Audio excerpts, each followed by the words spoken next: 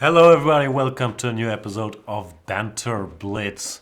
This is this exciting show where I dress up and then pretend to not care at all about the results of the Blitz games that I pray to win and that I play against Chess24 premium users. Well, I do care. I do care deeply. In fact, I got disgusted. That's I have to reactivate my internal filter again. I believe disgusted is a word that I should be allowed to say. I got so disgusted with my own rating. I even played some training games before this. I got the rating up a bit, but it's still way too low for a man of my fantastic talent.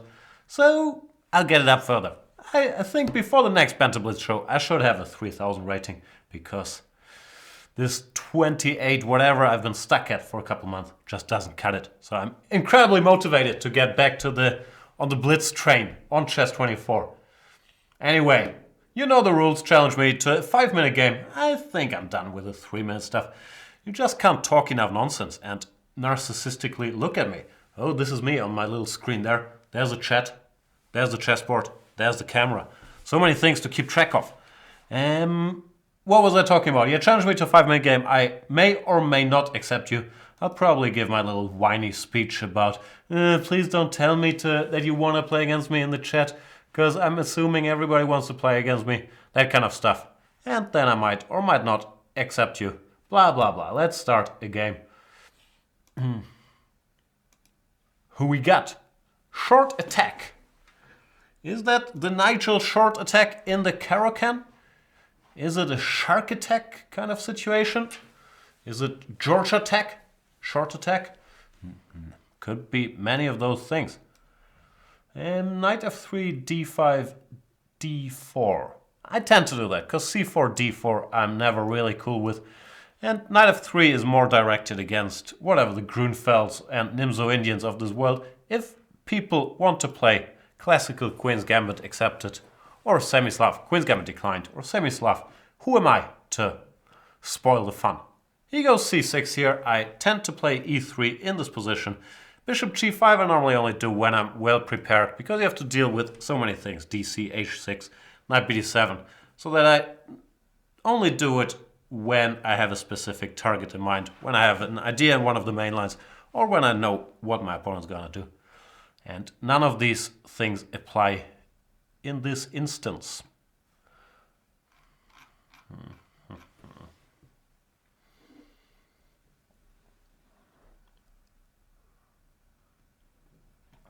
Knight bd7 on the board. I shall develop my bishop.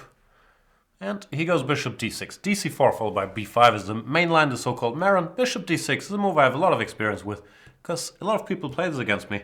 After e4, however, they normally take on e4, not on c4. I thought taking on c4 had the drawback that now you're not in time to go e5. If I recall correctly, I'm not quite sure why, but I guess it has to do with the hanging f7 pawn after swapping everything.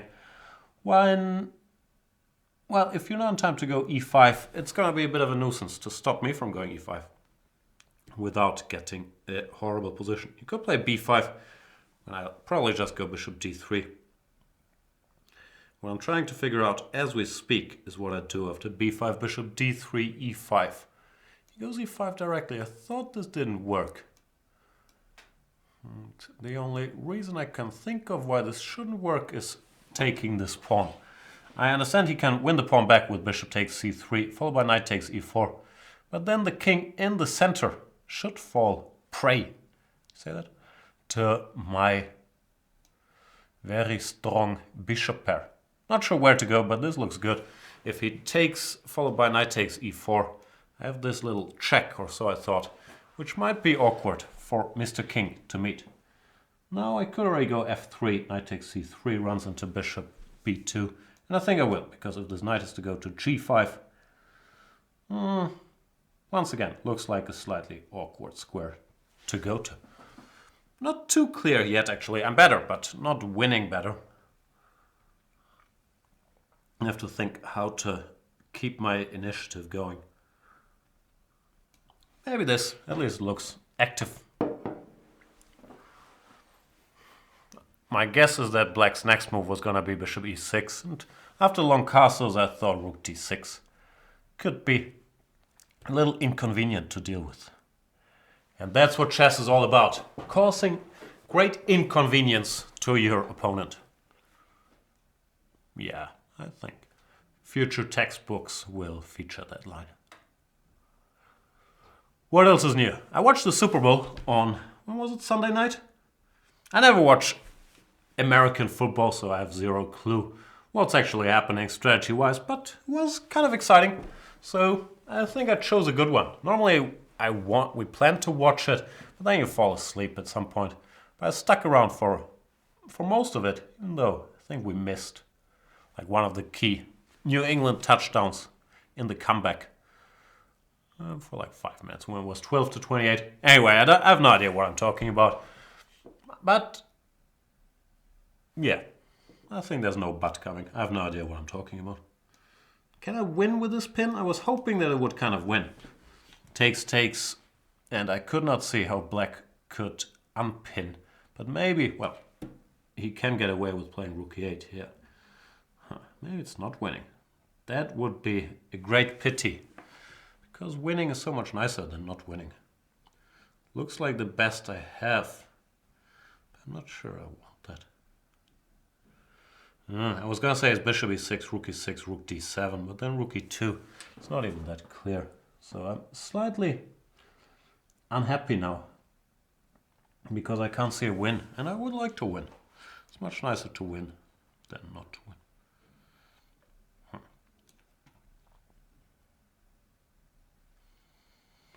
I was thinking about bishop takes, and if rook takes, rook d7, rook e2, but it didn't look clear enough. So I went for this, which really isn't anything. I might not win, which will already make me very, very sad. Now I'm not better anymore. This is just equal. And that is very, very sad in itself. Because I was way better. I'm not sure where I bungled it. Probably played too quickly. Like, not literally too quickly, but didn't think enough. That kind of situation. Anyway, the game continues. We will have an equal position with rook and bishop versus rook and knight. After rook d8, there might not be that many rooks left, but at least I can keep my two bishops. c4, I understand, is not a pretty move to make, but I do value my bishops, and I think it's important for my future winning attempts to keep them both on the board.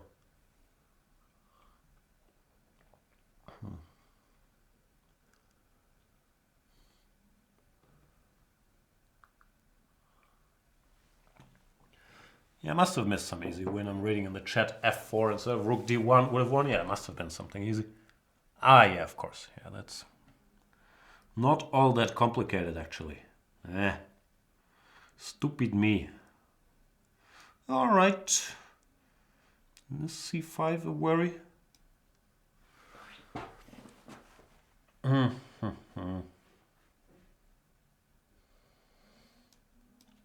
If in doubt, give a check. Another very important rule of thumb that never applies. Yeah, this bishop is so dumb and the pawn is so weak that I'm not really better here. Even with the bishop pair. Because this dude, yeah, not the most impressive bishop I've ever seen.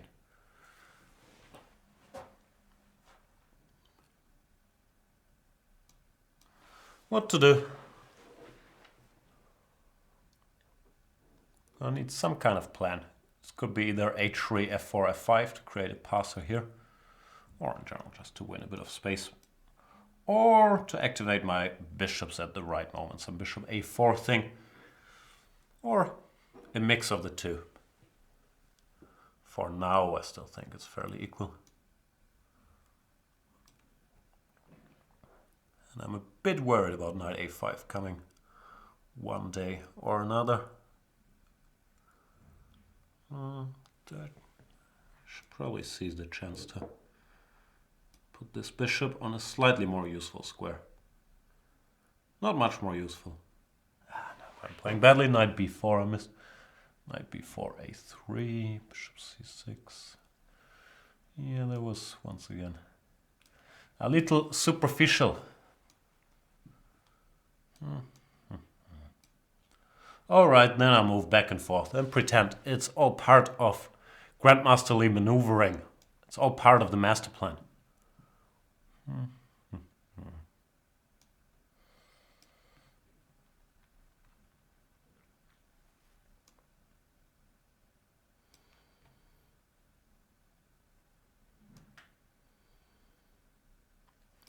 Not sure if knight a2 should worry me or make me very happy.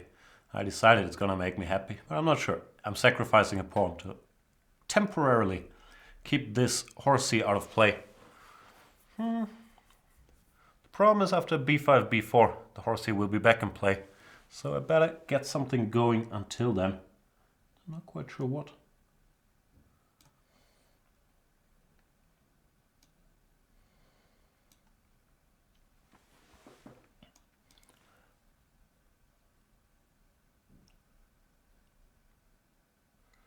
Yeah, not much happening. I think I can equalize by taking and going king d4. That's not exactly field of dreams. Don't see anything better though.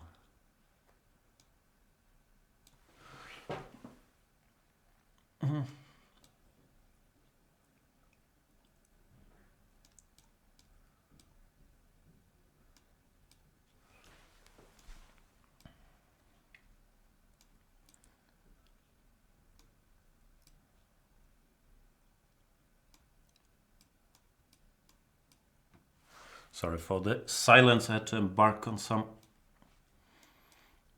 surgery here. Not the correctest end to this game where, yeah, I think I bungled some easy win early on. After that it was nothing special. Where was it here? Rook d6, rook d8, oh yeah, here f4 or h4 just wins. Not that complicated.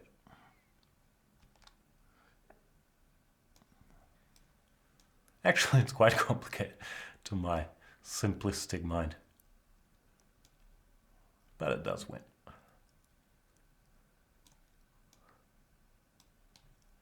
And e6 drops. Or king e5, rook e1 check, winning.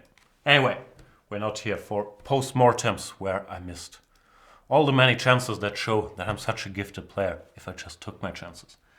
Let's play someone with a real long name, because long names do matter. Size matters when it comes to usernaming yourself on Chess24. And blim blam, the claw block certainly qualifies. You know what? I'll even move the clock for you. Not literally, but I'll move it here. What could blim blam, the claw block mean? Blim blam? Is that like bling bling? What's the claw block? I've heard of a shot clock. Clock block. But a claw block I've never heard of. Anyway, he's 17-15, so what opening would be more natural than playing the Berlin against blim blam, the claw block? Trying to simplify after rook e1, knight d6, knight takes e5, bishop e7. We have a nice symmetrical position, which I can then play for a win. Yeah.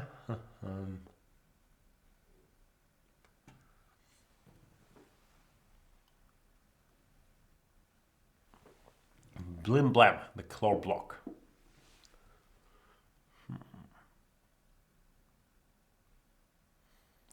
Bishop a4. That's not what they usually do, because usually they go to f1. Slightly greener pastures. I have a Dutch accent today. Greener pastures. Then a4, but can't find that much fault with bishop a4. After c3, d4, the bishop will probably have a decent life on c2. I'm wondering, looks a bit stupid, but I kind of like it. If I can go knight to c4, because the big problem in these positions is always the d6 horse. I know it's called knight. That often has to be rerouted via e8. Well, here I can just go knight c4 and d5. Solving some of my problems, hopefully. I'm sorry this game is so boring already. I should start playing more excitingly.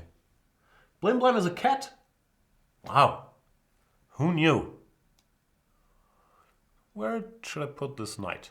A knight on b6 is always misplaced, is what a wise man once said. And who am I to argue with said wise man?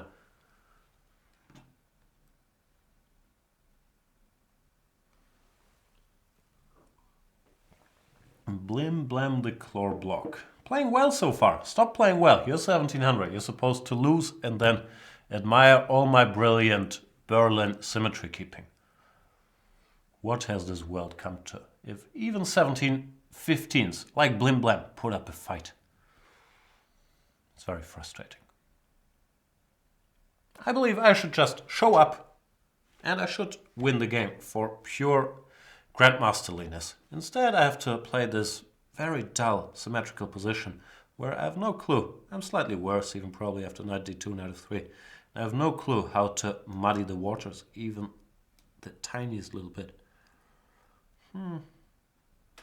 I strongly disagree with that sentiment. That's not enough to be a good player. You also have to play well. I think you should just be a good player, and that should earn you points. Because you spend all this time becoming a good player, why do you have to play well then to back it up? Like, all this time invested in becoming a good player should be enough. Yes, I am dead serious. I'm also dead not better, which is very sad after knight f3.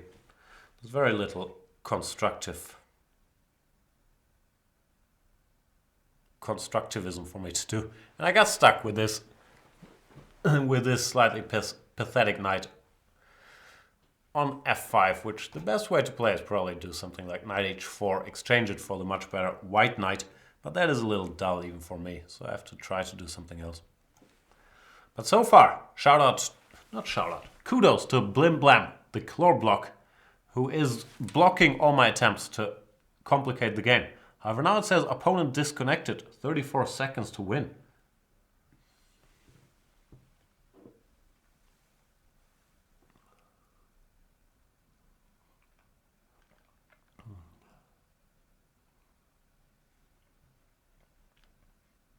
I'm not going to speak well. The countdown is running. 16 seconds to win.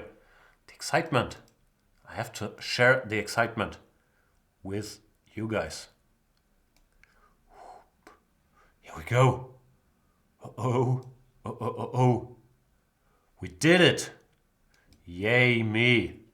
Sorry, Blim Blam the claw block, after playing a perfectly good game in a slightly better position. He disconnected or got disconnected.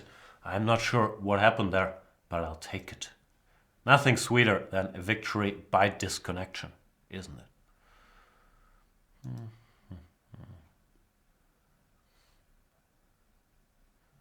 And as mentioned, the longer your username, the better your chances to get chosen in this program.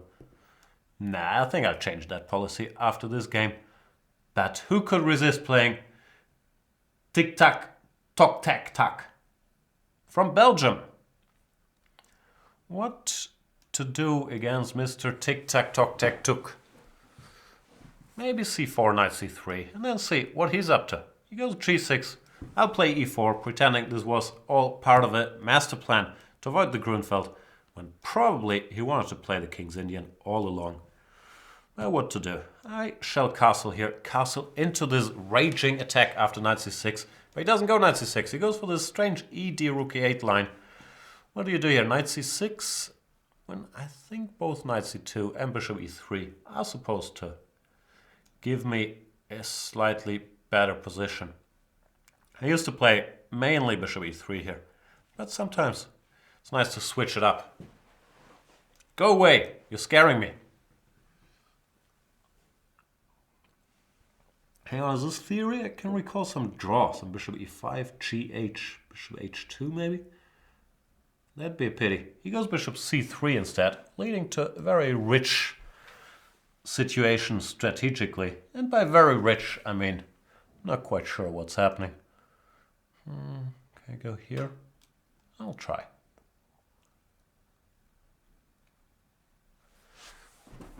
I have these weak pawns, but he has to give up his dark squared bishop. So it's extremely double-edged, a structure. I have to be a little careful after knight e6, not to blunder my bishop to g5, followed by queen takes h6, which would be very unfortunate. So I'll avoid doing that. Knight e5. Alright.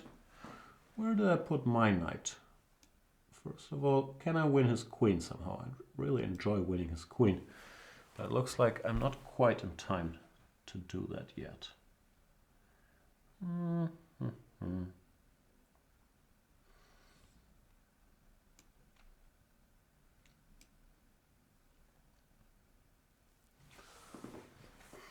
That's kind of a non-move. In some lines, bishop f1 might be part of my queen-winning schemes. But it's not overly realistic that's going to happen. But I didn't like if I go bishop g5, he has to go queen h3. But then h5 was coming so quickly. So I thought I'd delay it for a move and hope to get away with it. Weird position.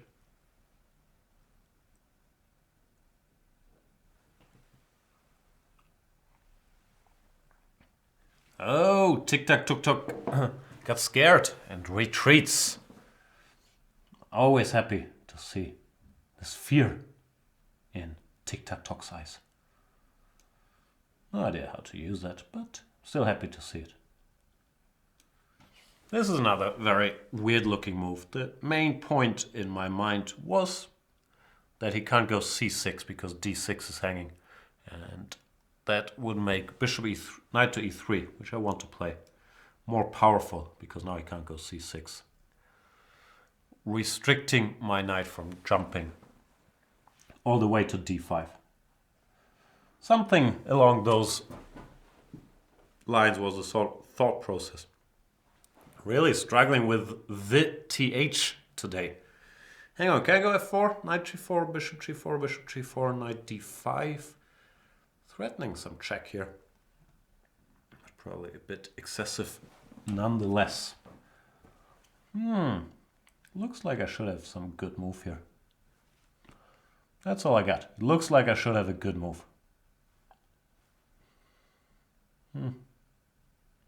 Maybe just h3. Sometimes humility is better than stupidity. Not often, but there are such cases. Was there a hanging pawn? He played this like he was capturing a pawn, but I don't think there was a pawn. Go away. And no, you cannot take. I told him he couldn't take. No one ever listens to me. Which does become a little upsetting in the long run.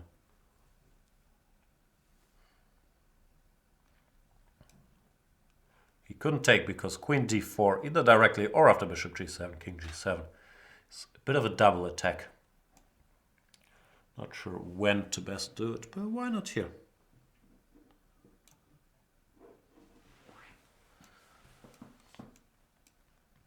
And a piece is a piece.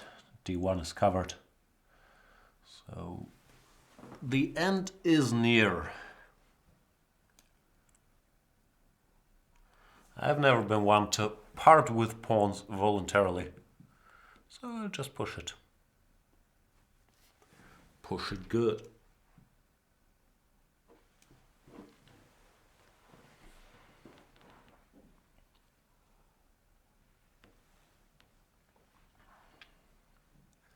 Can I do a petite combinaison? Probably not. I'd like to go ed somehow, bc, d7. But nah. You know what? You convince me. You can have that pawn.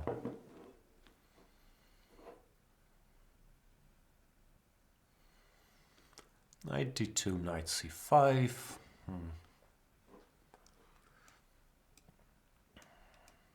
I have a feeling tic-tac-toc, tac-tac is much more motivated than me, because I feel like I already won since I'm a piece up. But this is a dangerous situation to be in.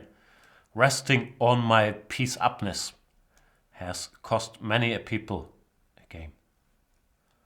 So I should try to do something half constructive with my piece upness. But what?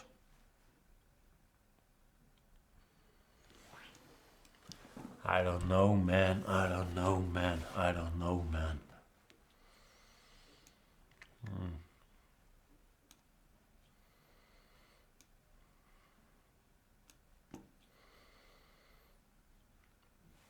It's a tarp. Is it a tarp? Might not even be a tarp. I thought I said a tarp, but then it turned out it wasn't a tarp at all. Yeah, I'm not converting this very convincingly at all. Oh boy.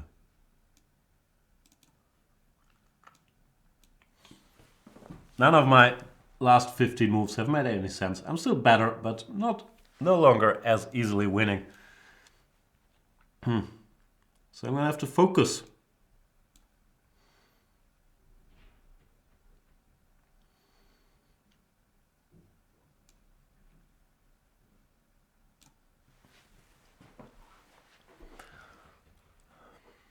Who else here hates focusing? It's the worst, right?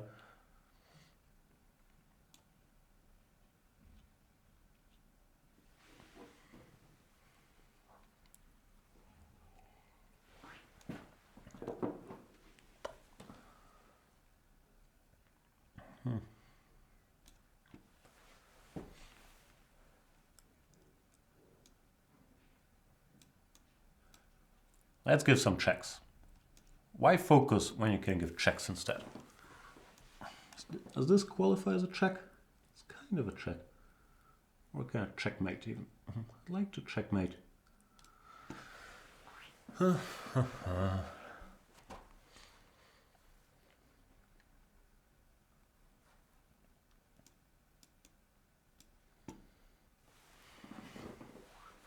Do we have a checkmate? No imminent checkmate? Maybe there is no checkmate.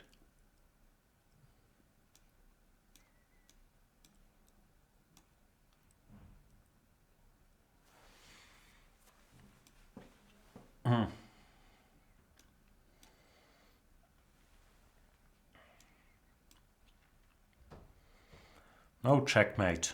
No stop signs. Speed limits.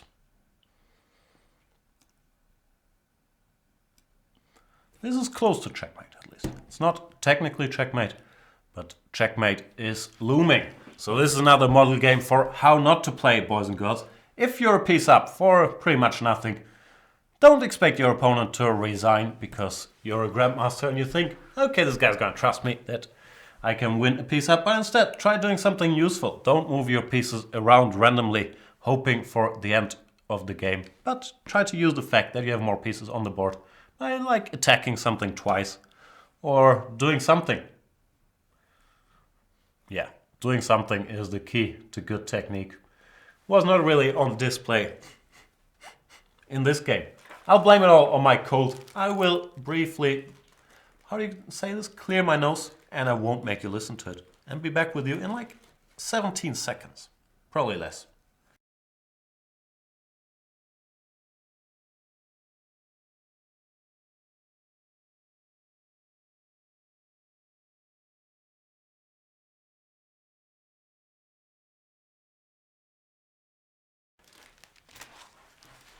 How many seconds was that? Like 12? I don't know. Let's play somebody else.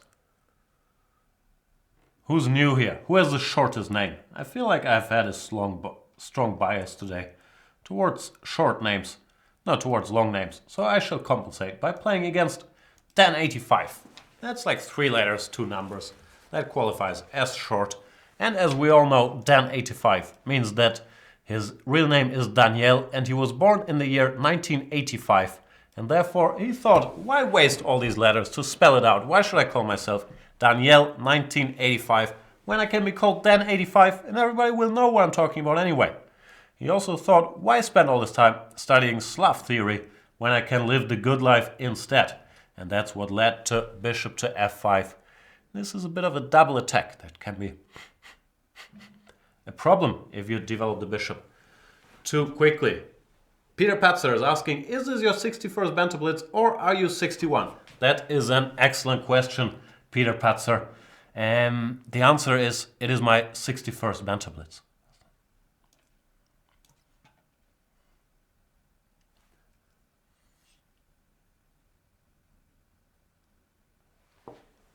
Klinka says, Jan, you played twice against me when I wasn't a premium member. Did you rig the system? Are you bragging? Or probably I played against you in the real pool. I spent a lot of time. Not a lot of time, but I will spend more since I have this new goal to inflate. Sorry.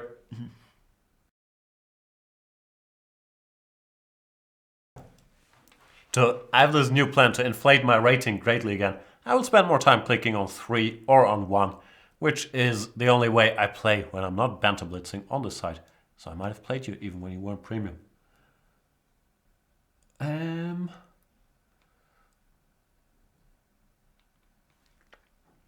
Simba37. No, Simba7 says, Jan, why you never choose me? XD. Another excellent question. Let's see. Says, I played 1 game against Simba7 and 0 games against Dan85. So there you go. I chose you way more often than I ever chose Dan85. Now it's kind of random, even though I have a strong bias against people that complain about it.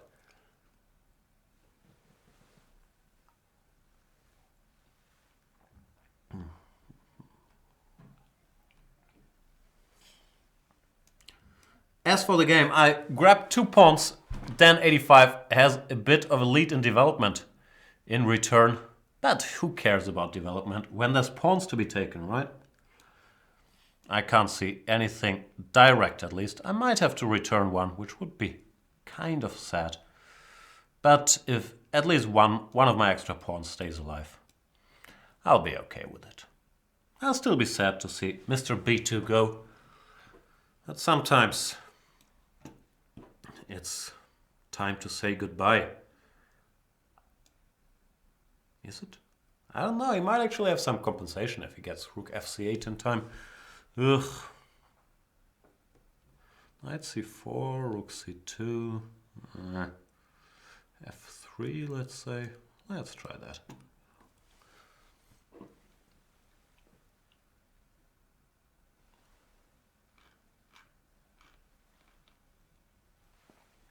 Rook B1 check. I thought he should try to keep this rook on the second, but he still has a bit of a lead in development, so it must still be handled with care. If I get my pieces out, bishop E2, king D2, whatever, then I'll be in good shape, so I better make sure nothing too bad happens the next 2 moves. Oh, and I gotta sneeze again. What's with all the sneezing?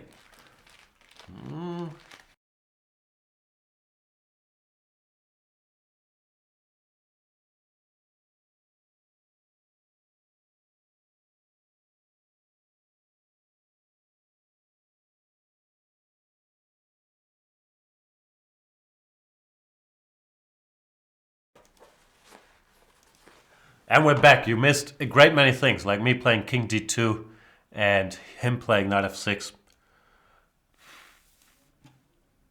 What else is happening with the chatsters? I'll stop staring into the chatsters direction in a minute, because it makes the show kind of weird if I sit there like this all the time. But sometimes there's questions that deserve to be answered. The commutator. Jan, is it a thrill to grab pawns at the expense of development and then try to hang on against the attack? Or is it just business as usual? I don't know. I just try to make moves, really. Yeah, I have been accused of having a slight bias towards capturing pawns. All untrue, of course.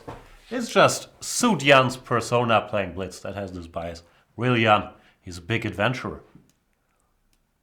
Bishop b3 was threatening a check on c2, but I stopped it, and now nothing is gonna stop me from getting my pieces into play.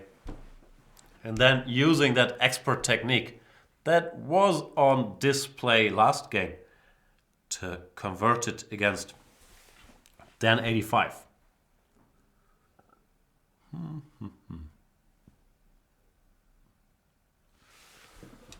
Facepalm says Jan is probably on cocaine. I don't believe any of these sneezing shenanigans with the camera down.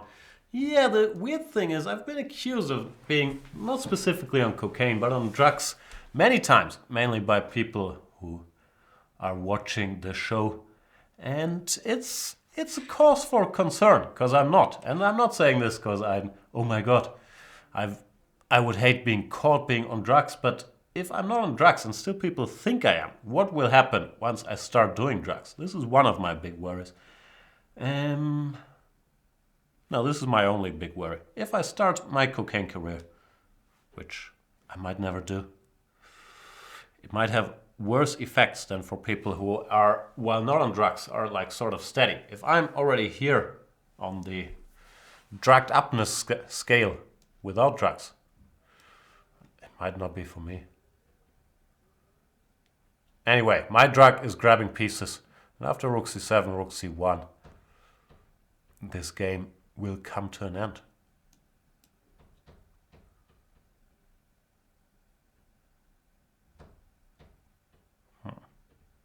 Or won't it?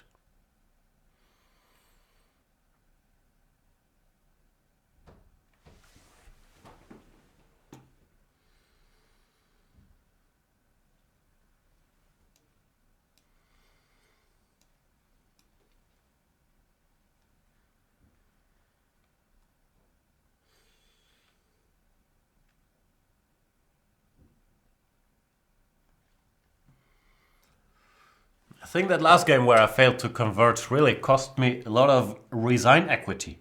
No one's ever gonna resign against me again. Which, I don't know, I think it might be a good thing. Because normally when people don't resign in hopeless positions, it gives me the pleasure of spending more time in winning positions than having to spend time in equal or losing positions. And in general, you want to spend your life with as many joyful situations as possible, right? So I believe wanting people to resign is an overrated notion. We should hope no one ever resigns, so I can continue earning the fruits of my labor in this game, like grabbing his pawns. I should at some point speed up a little bit, but never try to flag a flagger 1085.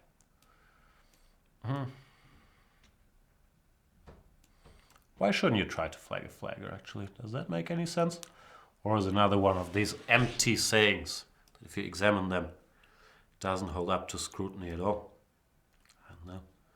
Might be that kind of thing. That is a check. Nah, let's take the a-pawn. Too dangerous. This might break his spirit. I think I'm going to go after that knight before I convert any of my pawns. Convert? Queen? All right. Shall we end this? Let's do it. Thanks, Dan85, for the game. I should probably play somebody else, because I think this show is built around me playing somebody and then me playing somebody else. How about Edgar Cruz Rios Rosas? It's another long name. I might have that bias. Edgar Cruz Rios Rosas from Jan with Flags from Peru. Goes e4. And I will play my daily Sicilian. Knight to f3. e6. Now the popular question seems to be, how do I challenge Jan?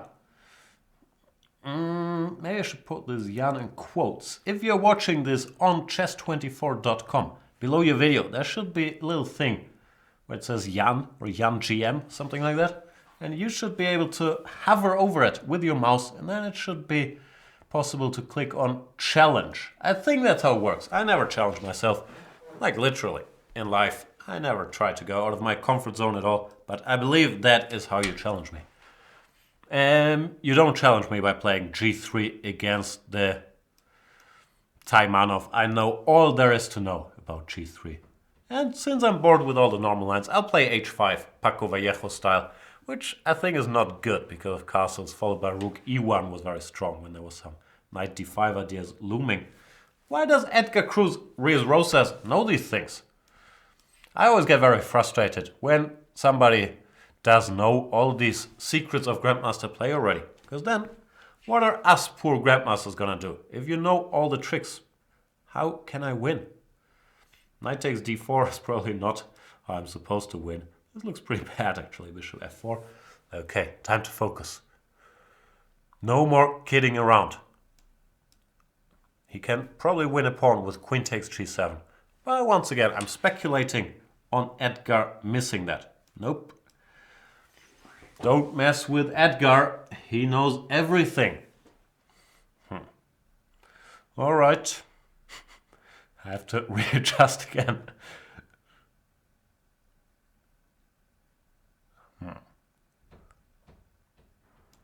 Yep, it's just a pawn and a perfectly playing opponent, which adds insult to injury. e5, another strong move. Should be 7 knight e4. Oh boy. And people have rightly noticed, because I noticed it too by now, but I have this tell that when my position gets really, really bad, like here, I start saying, oh boy. Yeah, this is beyond really, really bad. It's just lost.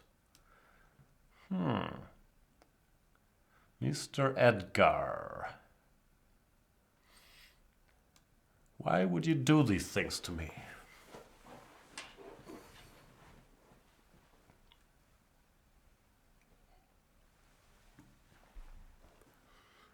Yeah, I think he might be too strong for me.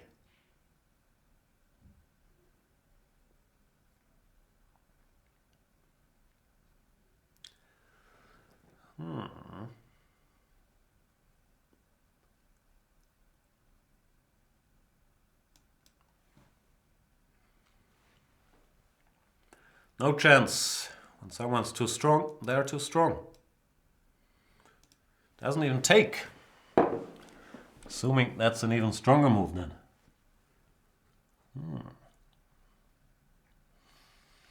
All right. How do I do this? Do I like fake think? Or just wait for the end, my only friend?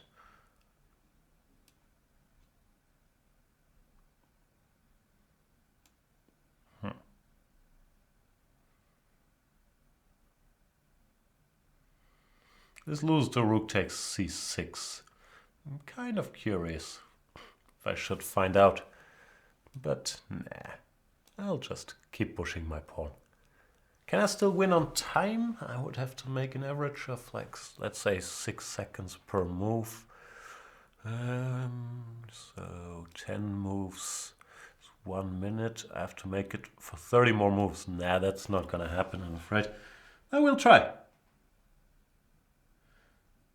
So I'm 2 pawns down. The bad news is my position is pretty terrible too. But that has never discouraged me from not trying to win on time.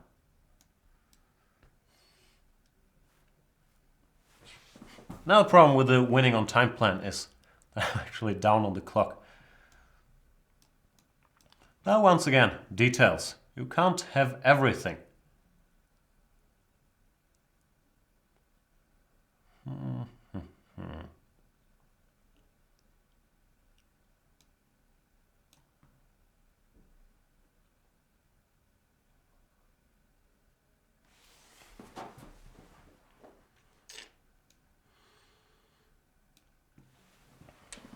Give me that pawn. Give me 1 pawn back at least. To give me a fighting chance. Nah, just gonna crush me. That's not very polite.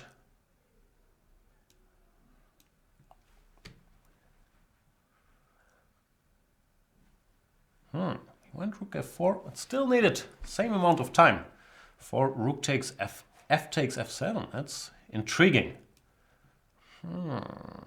Maybe there is a chance after all. But yeah, we're down to 2 minutes. I need to make 20 more moves. Will I be able to do that? I have a feeling I won't be able to do it.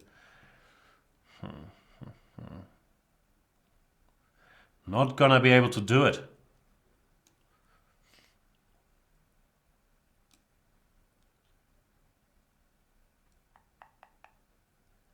Oh, the excitement. Back and forth. Stop triangulating me. Is g4 coming? Winter is coming. Rook e7, that's confusing. What is this?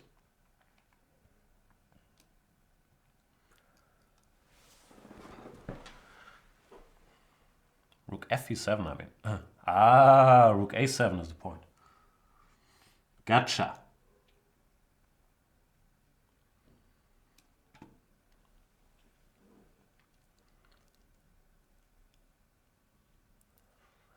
Yeah, what can I say?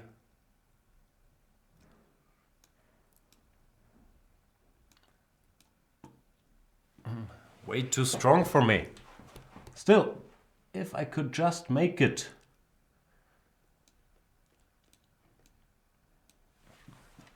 For another 15 moves, there is still a chance.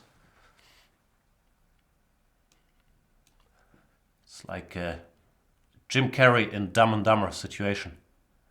The problem is I might get mated before these 15 moves happen. But I will try.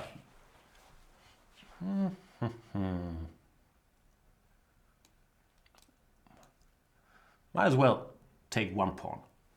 One pawn is no pawn, right? It's like you can have one piece of chocolate. You shouldn't have 7. But 1 is fine.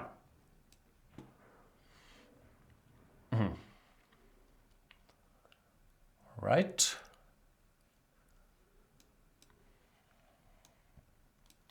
How many more moves? Oof, still a lot more moves. At least 10. And these pawns are rolling, rolling, rolling. I'm not sure I want to encourage his king to come. Feeling I might not make it.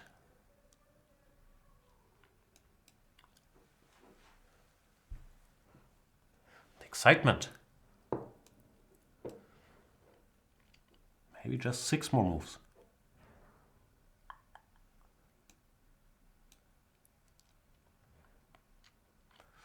Oh, it's gonna be a real photo finish, huh? King h4.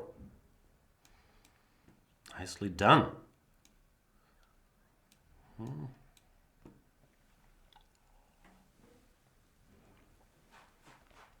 All right, we're getting there. We're getting there. 4 more moves. Rook c6, nice one. Rook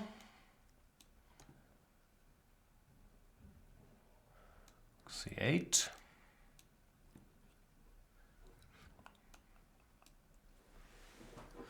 Oh! Flip the script.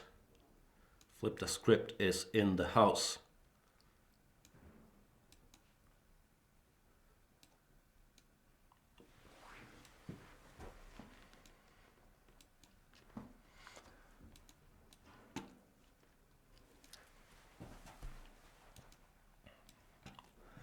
Yeah, see? I had the math all wrong because he started not using exactly 6 seconds per move after move 50. So my math was a little off, but good game, Edgar Cruz Rios Rosas, who clearly outplayed me completely. And yeah, I had to do this. Let's play an opponent I have a chance against. Danilo Keikos.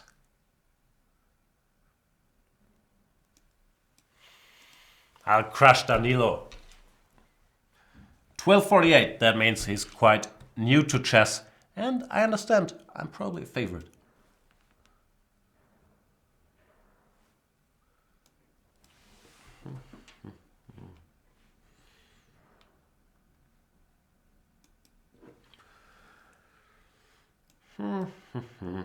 I'll play as modern as I can. I'm not a born modern player, because my instincts are to fight for the center and to just give it up and play around the edges.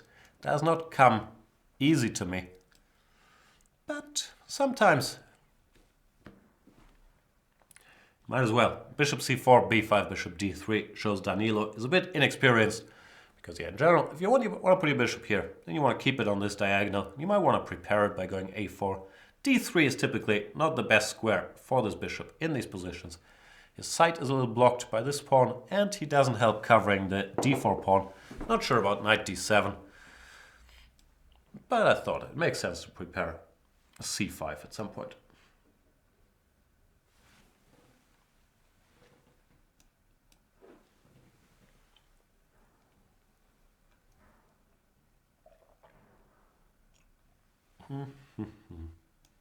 He goes d5, grabbing some space, but also making my bishop a little larger.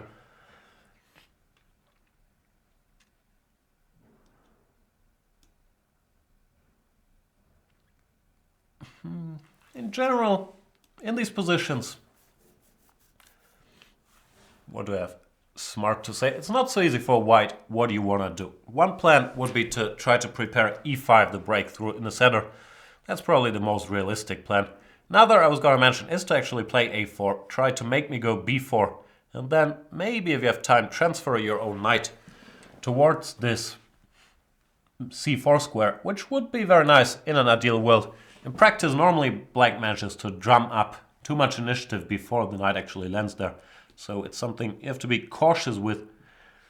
But Danilo KKOS decided to go with this, and it's a perfectly legit idea. I think this bishop should have gone to f1 just to allow the rook on e1 to stay in touch. Not with his feelings, but with the e4 pawn. Well, now I could take on e4, but I'm not sure if that yields me anything after bishop takes c4. So I'll cover the c4 pawn first. And well, now I gotta. You gots to take.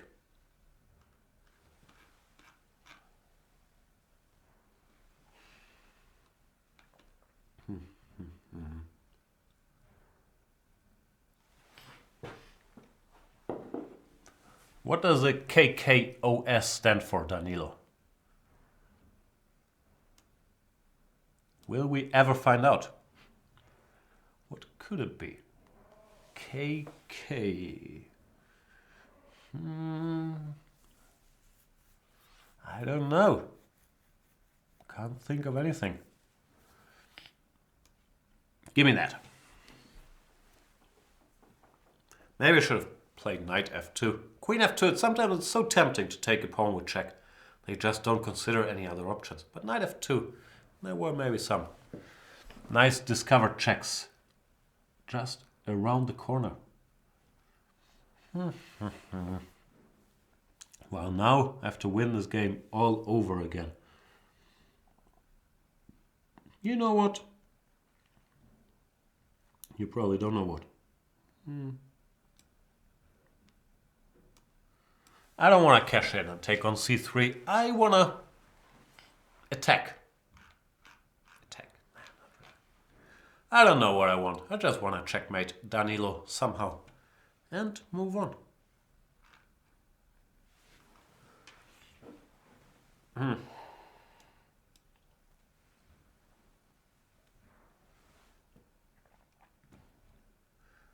Schachpirat CH says Königlich Kaiserlich. Maybe. What's the OS? Königlich Kaiserlich Olympischer Sport? No. We might never find out. I don't want to exchange queens. Ugh, this slight cold I have is incredibly annoying. I know I've been whining about it for weeks, and that's probably because I had it for weeks. It's not a real cold, so you do something about it. It's kind of there when you have to talk. It's there when you have to talk. I guess it's always there, but it materializes more when I'm here dropping all these pearls of wisdom I've been dropping. Like, take the pawn.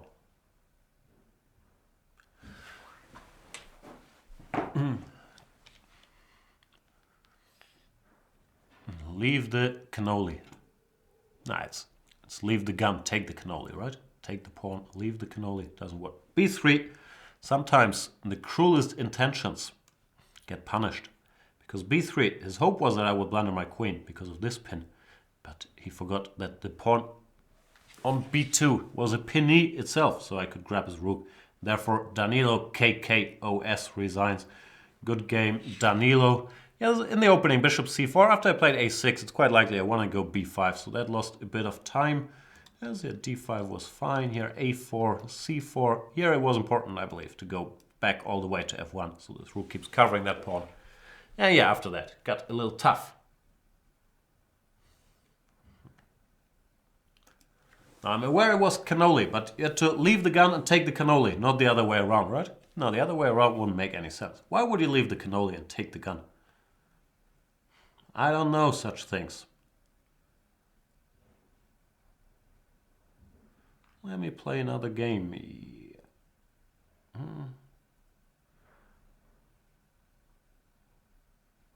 What about the Saint?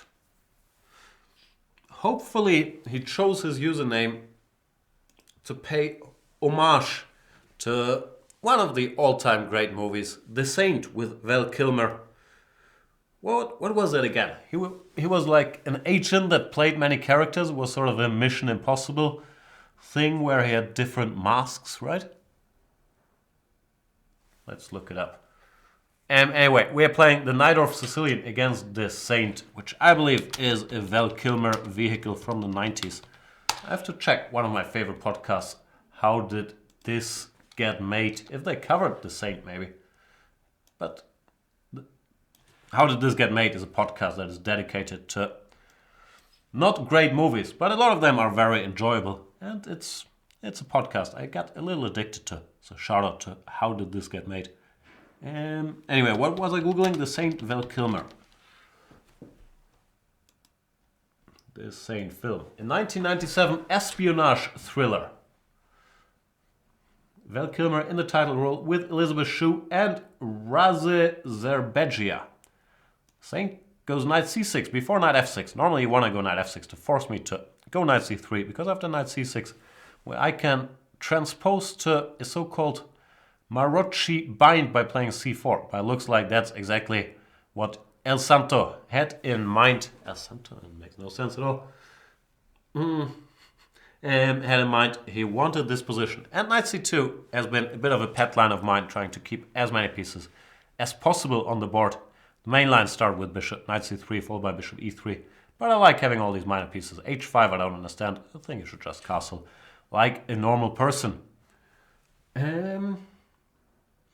Loosely based on the character of Simon Templar. Now we castle after playing h5. But why? I don't know. Created by Leslie Charteris in 1928 for a series of books published as The Saint. All right. Who knew? Okay, I was just kidding. I'll go back. But there is some method to the madness, because the queen on a5 oftentimes doesn't have a better square to go back to than d8, especially after he went h5. This queen doesn't have a lot of great squares to go to.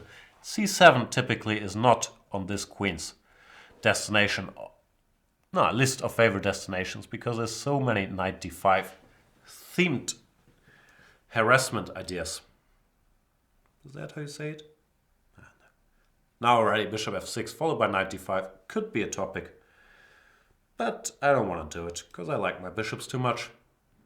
I could have done it. Maybe I should have done it. I'm being a little, what's the word? Indecisive? This might be the last chance to actually do it. Takes, bishop f6, knight d5. Yeah, I guess I gotta. Thing is, if he goes ef, which often you want to do to keep this bishop alive, I thought I might have knight b5 followed by queen d6 grabbing a pawn. But not so sure if this thought was well thought out. Knight b5, queen e7. Ooh, am I bungling this? Looks like the Saint got me all confused. Yeah, knight b5, queen e7 wasn't great, because knight d6, rook d8 I'm pinned. And queen d6, queen e4 I didn't like. Knight d5 I can always do, but I thought I might as well include these two little moves, because now the queen has to go to d7, which she might not enjoy as much. I want to make it kind of tough for black to get in f5 to free his bishop. Hence, knight to e3. Knight e5 I should be happy to see. I was more concerned about knight e7. Now after knight g4, which I'm expecting, I believe I will do something very untypical for me. I will end up with two knights against two bishops. But I'm hoping that I can keep the bishops at bay. This bishop can't move to h6 because f6 is hanging. While my plans include knight takes g4. And by include, I mean that's the only plan I have. Give me that pawn. I want that pawn.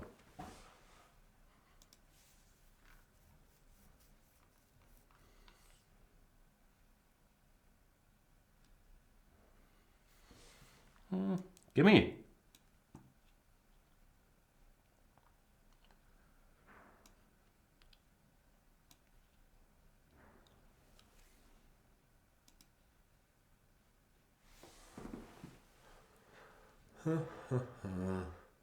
What was I doing?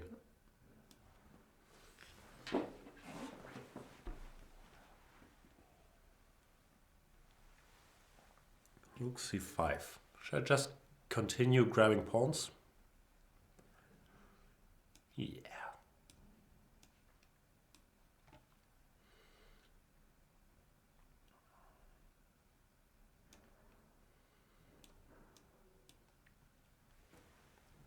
Oh, I missed king g7. Ugh. That's a bit unfortunate. Now this I'm fine with, but king g7 threw a bit of a spanner in the works. Hey, hey, hey. Now I'm just winning according to my pawn count. But as mentioned, king g7 was awkward.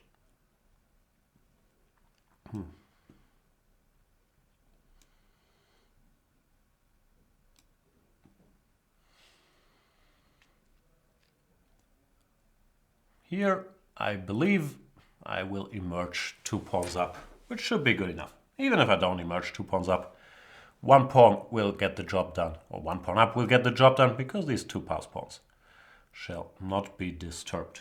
Here after king f3 he can play king e7, when I won't stay 2 pawns up, but it doesn't really matter, or at least I hope it doesn't. If it does, I'll bitterly complain about it.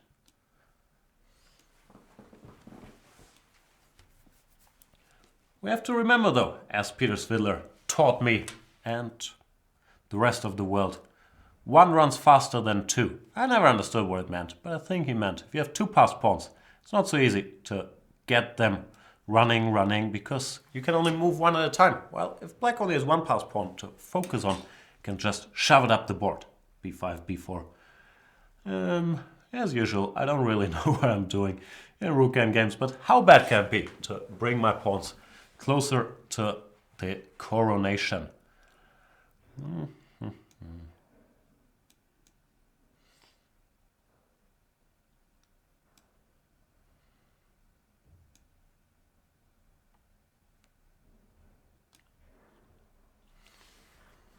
Not so sure about king g3, but I thought, why not? Oh boy, I literally blundered. Oof. I totally blundered rook b3. This would be extremely embarrassing. Oof. Oof.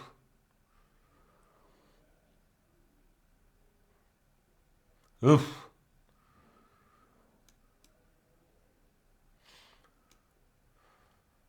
Is this a draw? Okay, I have to think about this. Let's start with this.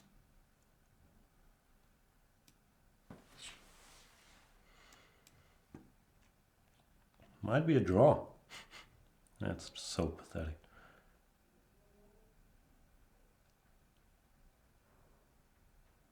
Yeah, it's a draw. Yay me.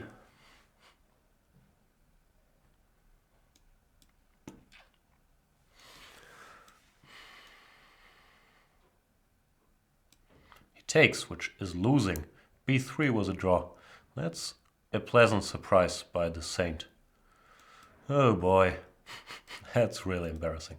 Here b3 is just a draw, king c3. And neither side can do anything. I have to hang out there and continue watching this pawn. But king g3 might win me another prize as worst rook endgame player of the year after a4. He doesn't even have a threat. Rook b3 I can comfortably answer with king e3. But king g3, all of a sudden, rook b3 is a very real thing. It's not the most unheard of idea in the world, especially after a4.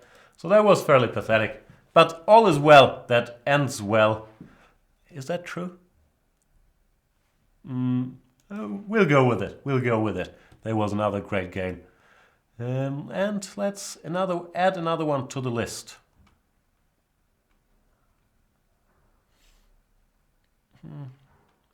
Why is this? What about the gentleman with only 2 letters in his name? DK030303 from Russia.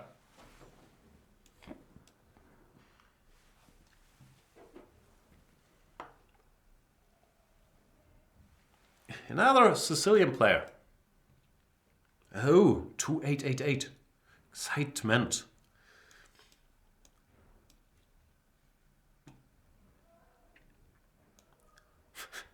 Did you just watch that game? Is this your other account, the Saint? Do you have many aliases? I believe the Saint had 2.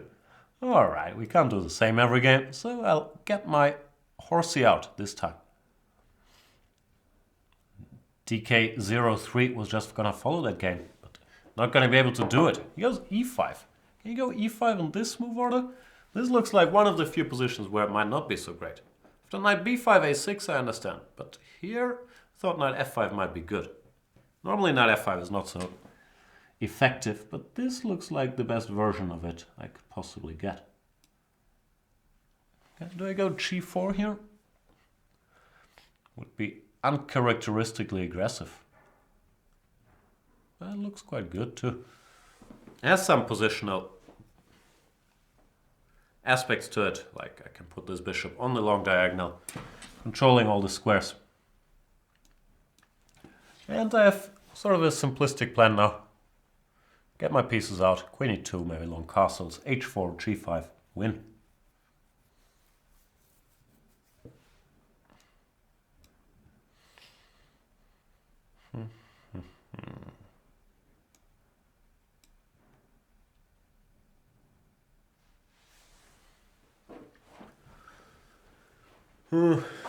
Are you gonna checkmate me? DK030303. I don't greatly appreciate being checkmated. Maybe you don't know this about me, but it's true.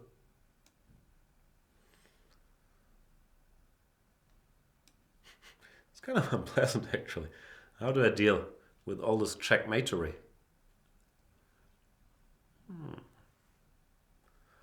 Very sad. Not really surprising either. Knight b4 you could have seen coming from maybe not a mile away, but kilometer away, let's say.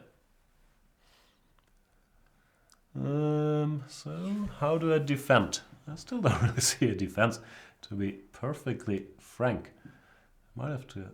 Ugh, it's all terrible.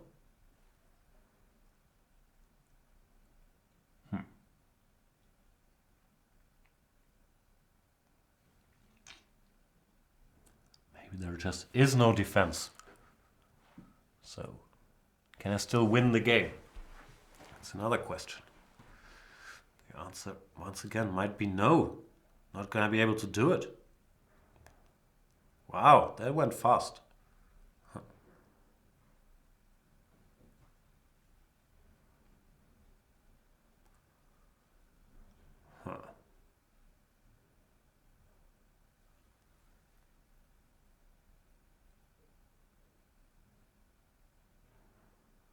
All right, show me the money. I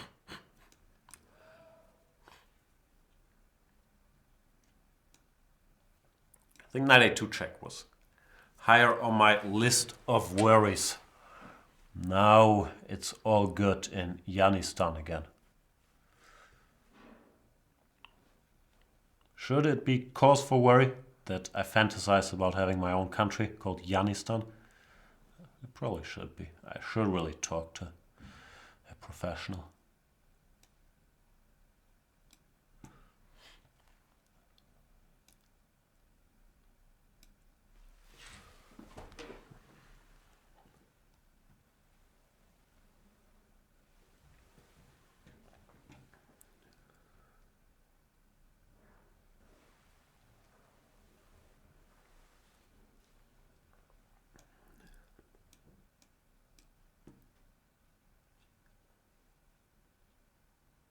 I'm a rook up, right? I think I'm a rook up. So, with the appropriate, now a tough word for me, appropriate amount of care, I should win this game.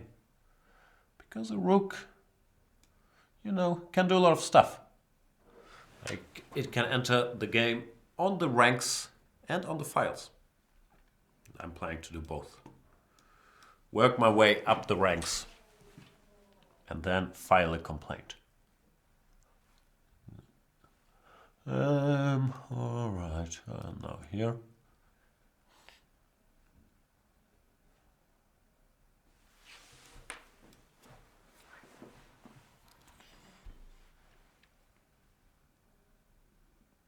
I'm hoping it's checkmate somehow over here.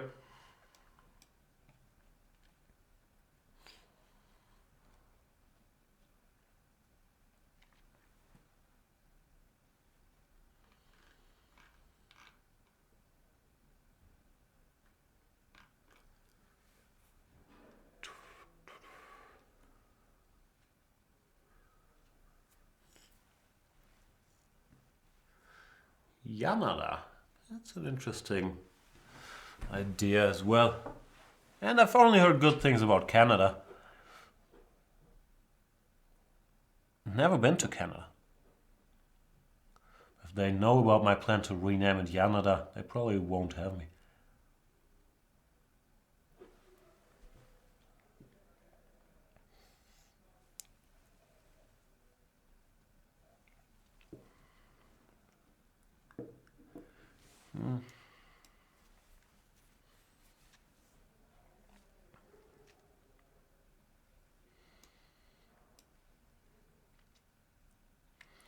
Planning to give a check. Oh, he doesn't allow me. Don't you hate it when they don't allow you to do stuff that you really want to do? I strongly dislike it when that happens. And I did defeat DK0303. 001 001.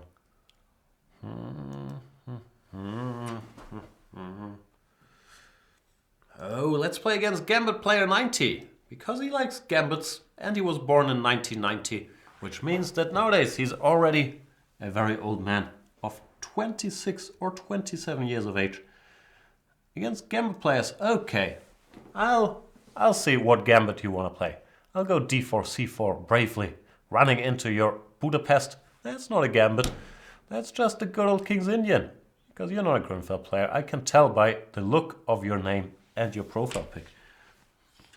I don't know. I'm disappointed, Gambit Player 90. You can't call yourself Gambit Player 90 and then play the King's Indian, which is not a Gambit. I'll play the 4-pawn attack to get any spice into this game. Last chance to play a Gambit. b5. No? Alright. Guess I'm gonna have to do the Gambiting. I used to play the 4-pawn attack when I was a young man, so much younger than today.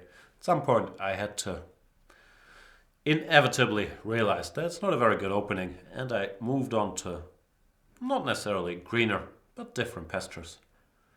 But it was fun while it lasted. I think theory is rook e1 in this position. Is it? Maybe it's bishop e3.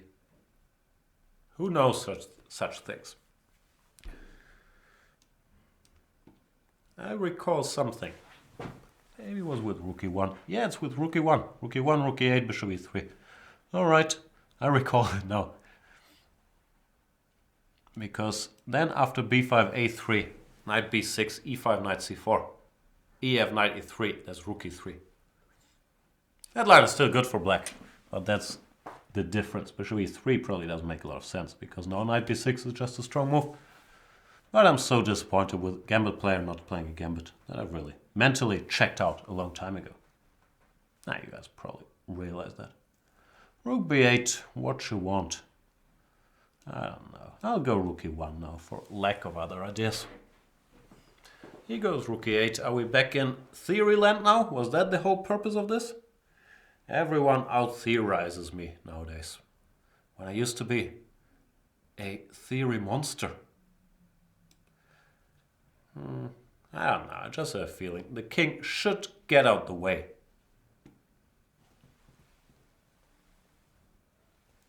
The Mad King is asking, Jan, when are you going to have a session in Spanish? Yesterday Pepe did it in English. Pepe's English, I believe, is much better than my Spanish, in fairness. But didn't I do one? I'm pretty sure I did in Ajedez Dicharachero the other day. But I don't think I'm doing any of us many favors. But I might be going there, like end of this month, visit the crazy Spaniards, and I'm sure they'll make me talk some Spanish. I even did a commentary session once with the great DBs in the crazy Spanish. But normally, you know how it is. When you don't do something in English, people will complain. Ooh, I can't understand. So we mainly keep it to English because these complaints, they're just crippling, crushing your psyche. Who likes complaints? Anyway, I want to go e5 and d6. I'm not sure it's any good. I should probably play it properly. I don't have any like talkergy today. Not having the chessergy, I'm fine with, but I can't think of all the best words today, which is a bit of a problem. Knight c5. I played e5 without thinking. Those problems again, those stuff. Without thinking knight d3 through, but knight fd7 also looks like a decent move. And yeah, I'm not very happy with my position. How do I defeat Gambit player 90? My position is starting to look really, really bad.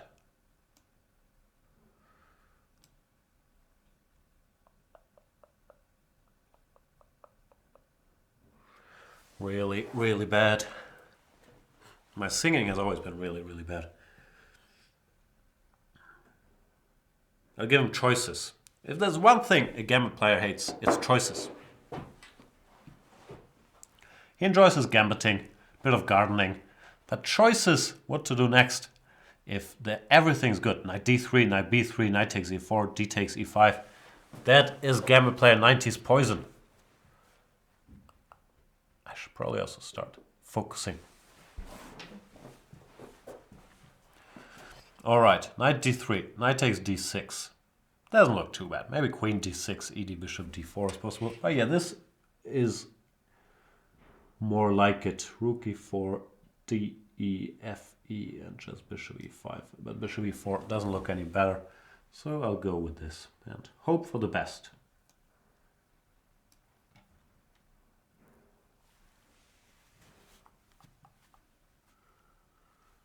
The only thing my position is going for it after bishop e5 is this temporary pin on the e file.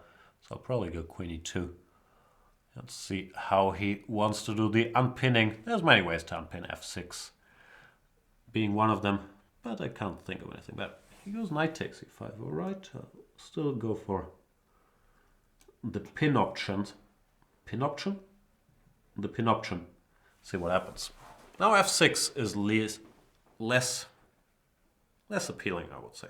Might still be possible, but it's not such a pretty move to make with the bishop on b7, on g7.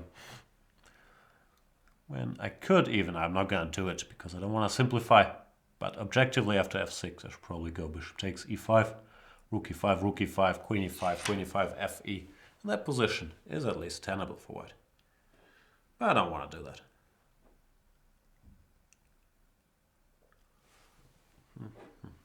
Goes f5, all right. Now the pin stays in place. And your problem how to unpin Gambit player 90, not my problem. Maybe you can just go rook e7, rook a8.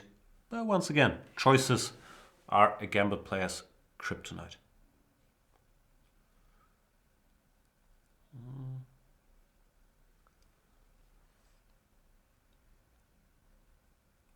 Then again, maybe he had no choice.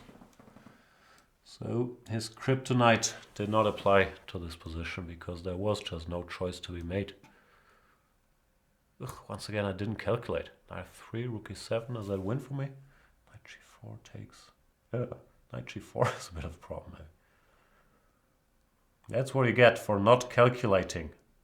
Stay in school, kids. Calculate. Knight g4 is a bit of a problem. Alright, he didn't do that. Is it still a threat after bishop b4 or the d6 then? Let's find out. I'm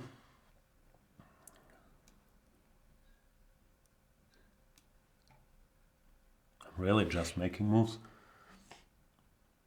Oh, and queen h2 is checkmate. How? That's impressive that I see knight g4 intending queen h2. Then after knight takes f3. Wow! How could queen h2 be a move here? That's just sad, because I had d6, I had moves. But yeah, good game, Gambit player 90. Even though I'm still very upset about your lack of gambiting in the opening.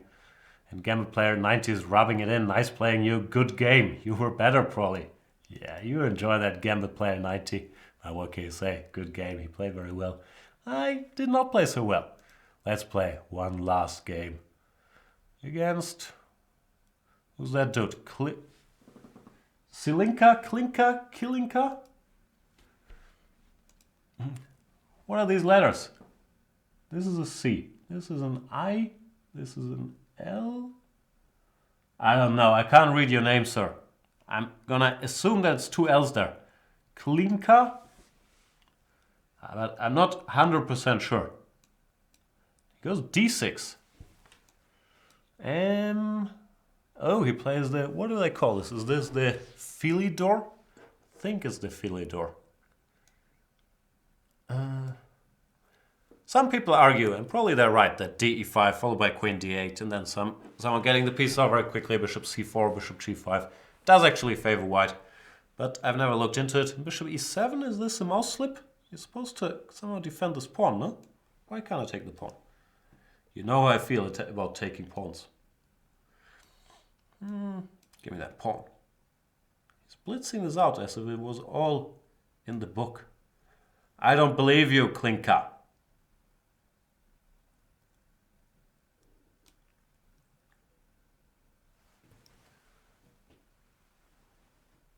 Bishop c4 looked sensible just to stop rook e8, since now f7 is hanging.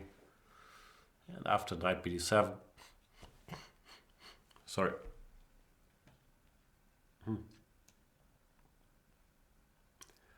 After knight b7 I can just take and be a pawn up, so he goes c6.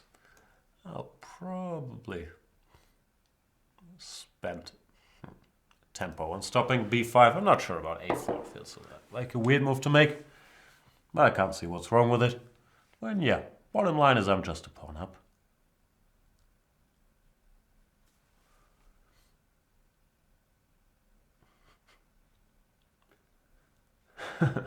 Black Book is asking how to switch off voice during the games. That is a good question.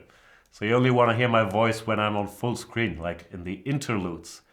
And I don't know if you can do that. Probably you have a sound button or something, right? That should switch off the voice. And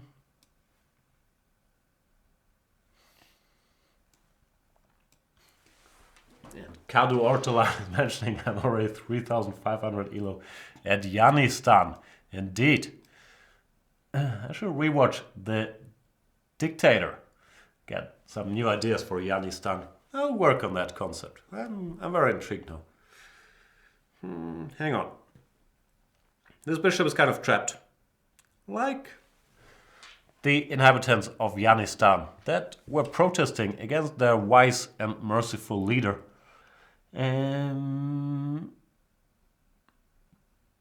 But there's always a way out. Just say, I was wrong.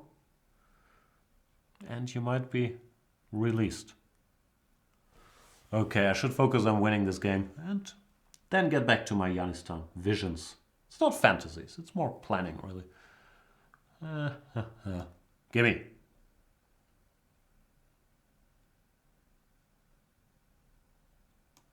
Go away.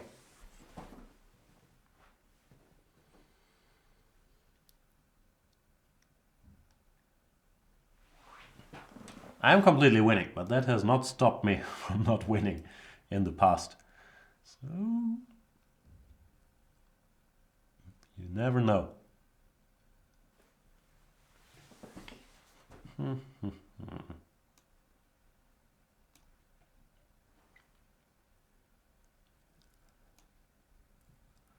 Time to go after some more pawns.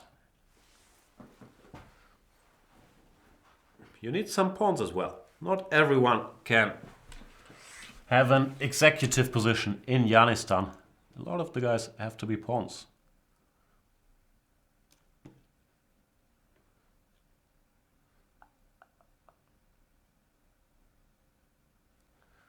Hanging in there, huh? But I did read the book Winning by Pinning very carefully. Or winning by repinning. And I am reaping the benefits of my pinning. Therefore, Klinka does resign.